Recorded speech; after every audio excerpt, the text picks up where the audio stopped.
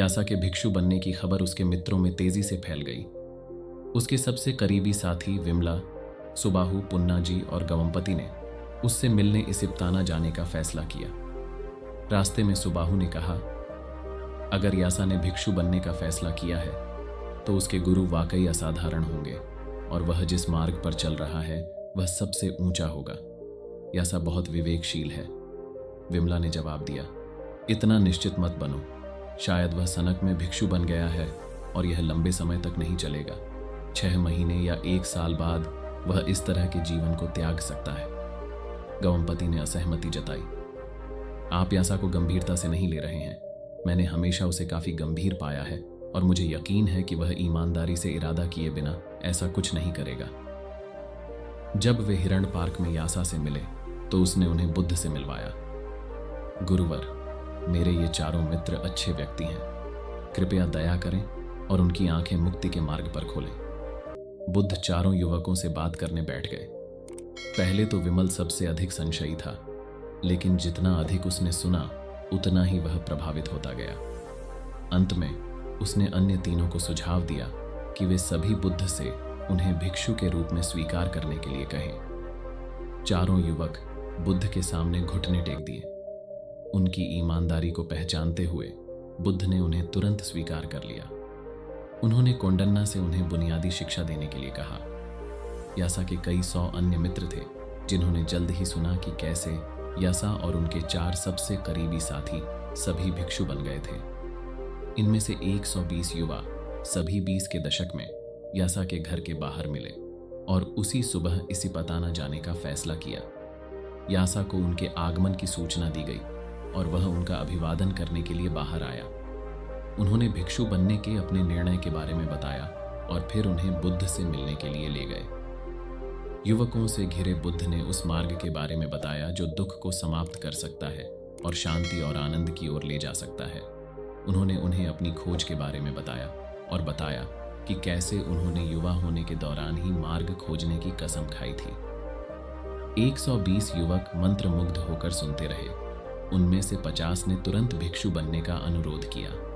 अन्य 70 में से कई भी भिक्षु बनना चाहते थे, लेकिन वे बेटे, पति और पिता के रूप में अपनी जिम्मेदारियों को नहीं छोड़ सकते थे।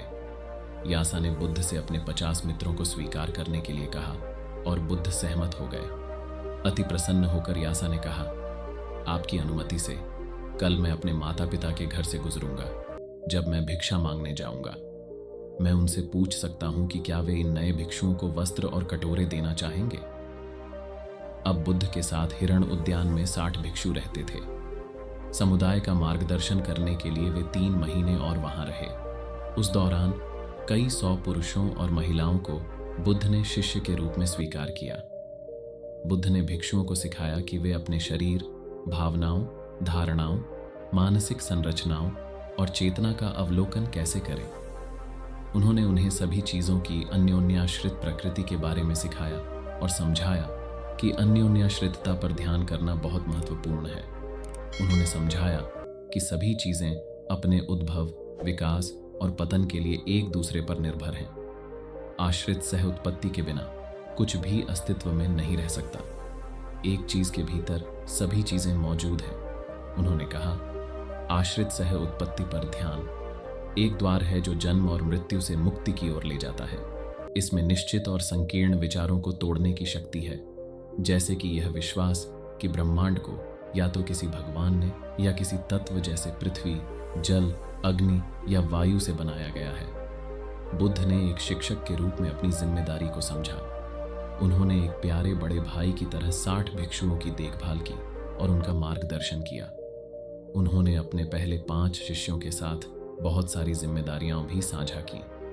कोंडन्ना ने 20 युवकों का मार्गदर्शन किया, जबकि भद्दिया, वप्पा, महानामा और अस्साजी ने 10-10 युवकों का मार्गदर्शन किया। सभी भिक्षुओं ने मार्ग पर बहुत प्रगति की। जब बुद्ध ने यह देखा तो उन्होंने समुदाय को एक साथ बुलाया और कहा, भिक्षुओं, कृपया सुनो। हम पूरी तरह से स्वतंत्र हैं, किसी भी चीज से बंधे नहीं हैं। अब आप मार्ग को समझ गए हैं। आत्मविश्वास के साथ आगे बढ़ें और आप बहुत आगे बढ़ेंगे।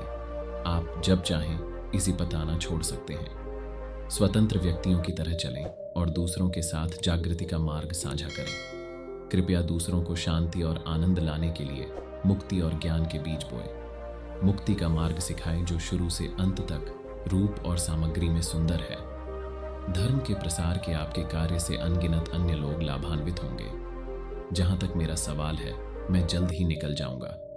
मैं पूर्व की ओर जाने की योजना बना रहा हूं। मैं उरुवेला गांव में बोधि वृक्ष और बच्चों से मिलना चाहता हूं। उसके बाद मैं राजगृह में एक खास दोस्त से मिलने जाऊंगा। बुद्ध के वचनों को सुनने के बाद ईंट के रंग के वस्त्र पहने और सिर्फ भिक्षा पात्र लिए हुए बड़ी संख्या में भिक्षु शिक्षा का प्रचार करने के लिए निकल पड़े। इसिपताना में केवल 20 भिक्षु ही बचे थे। कुछ ही समय में काशी और मगध के राज्यों में कई लोगों ने बुद्ध और उनके शिष्यों के बारे में सुना। उन्हें पता था कि शाक्य वंश के एक राजकुमार ने मुक्ति प्राप्त कर ली है और वह वारणा शहर के पास इसिपताना में अपना मार्ग सिखा रहा है। कई भिक्षु जो तब तक मुक्ति के फल प्राप्त नहीं कर पाए थे, बहुत प्रोत्साहित हुए और वे सभी दिशाओं से इसिपताना आए। बुद्ध के प्रवचन सुनने के बाद अधिकांश ने भिक्षु बनने की शपथ ली। जो भिक्षु इसिपताना छोड़कर शिक्षा का प्रसार करने गए थे, वे कई और युवकों को वापस लाए जो भिक्षु बनना चाहते थे। जल्द ही शिष्यों की संख्या बढ़ गई। एक दिन बुद्ध ने हिरण उद्यान में संघ को इकट्ठा किया और कहा, भिक्षुओं, अब मेरे लिए व्यक्तिगत रूप से हर नए भिक्षु को दीक्षा देना या हर उस व्यक्ति को जो दीक्षा लेना चाहता है, इसिपताना आना आवश्यक नहीं है। जो लोग दीक्षा लेना चाहते हैं, उन्हें अपने गांवों में अपने मित्रों और परिवारों की उपस्थिति में ऐसा करने में सक्षम होना चाहिए। और आपकी तरह मैं भी यहाँ रहने और यहाँ से यात्रा करने के लिए स्वतंत्र होना चाहूँगा। अब से जब भी तुम किसी सच्चे और महत्वाकांक्षी नए भिक्षु से मिलो, तुम उसे जहाँ भी हो दीक्षा दे सकते हो। कोंडन्ना ने खड़े होकर अपने हाथ जोड़े। गुरु, कृपया हमें दीक्षा समारोह आयोजित करने का तरीका बताइए, फिर हम भविष्य में इसे खुद कर सकते हैं। बुद्ध ने उत्तर दिया, कृपया वैसा ही करें जैसा मैंने अतीत में किया है। अस्साजी ने खड़े होकर कहा, गुरु, आपकी उपस्थिति इतनी भयानक है, आपको औपचारिक समारोह करने की आवश्यकता नहीं है, लेकिन हम में से बाकी लोगों के लिए एक औपचारिक प्रक्रिया की आवश्यकता है। भाई कोंडन्ना, शायद आप कोई तरीका सुझा सके। बुद्ध यहाँ हमारे साथ हैं और वे आपके सुझावों में कुछ और जोड़ सकते हैं। कोंडन्ना एक पल के लिए चुप हो गए। फिर उन्होंने कहा, आदरणीय बुद्ध, मुझे लगता है कि पहला कदम यह होना चाहिए कि महत्वाकांक्षी भिक्षु अपने बाल और दाढ़ी मुंडवा ले। फिर उसे चोगा पहनने के तरीके के बारे में बताया जा सकता है। अपने वस्त्र पहनने के बाद वह पारंपरिक तरीके से अपना दाहिना कंधा उजागर कर सकता है और दीक्षा देने वाले भिक्षु के सामने घुटने टेक सकता है। घुटने टेकना उचित है क्योंकि दीक्षा देने वाला भिक्षु बुद्ध का प्रतिनिधि है। दीक्षा प्राप्त करने वाला व्यक्ति कमल की कली की तरह अपनी हथेलियां एक साथ रख सकता है और 3 बार कह सकता है, मैं बुद्ध की शरण लेता हूं जो मुझे इस जीवन में रास्ता दिखाते हैं। मैं धर्म की शरण लेता हूं जो समझ और प्रेम का मार्ग है। मैं संघ की शरण लेता हूं जो समुदाय, सद्भाव और जागरूकता में रहता है। इन शरणों को दोहराने के बाद वह बुद्ध के समुदाय में एक भिक्षु माना जाएगा। लेकिन यह केवल मेरा खराब सुझाव है। कृपया गुरु, इसे ठीक करें। बुद्ध ने उत्तर दिया, यह बहुत अच्छा है भाई कोंडन्ना। पहले से ही दीक्षित भिक्षु के सामने घुटने टेकते हुए 3 बार 3 शरणों का पाठ करना दीक्षित भिक्षु बनने के लिए पर्याप्त होगा। समुदाय इस निर्णय से खुश था। कुछ दिनों बाद बुद्ध ने अपना वस्त्र पहना, अपना कटोरा उठाया और अकेले ही इसिपताना से चले गए। यह एक बहुत ही सुंदर सुबह थी। वह मगध लौटने के लिए गंगा नदी की ओर चल पड़े।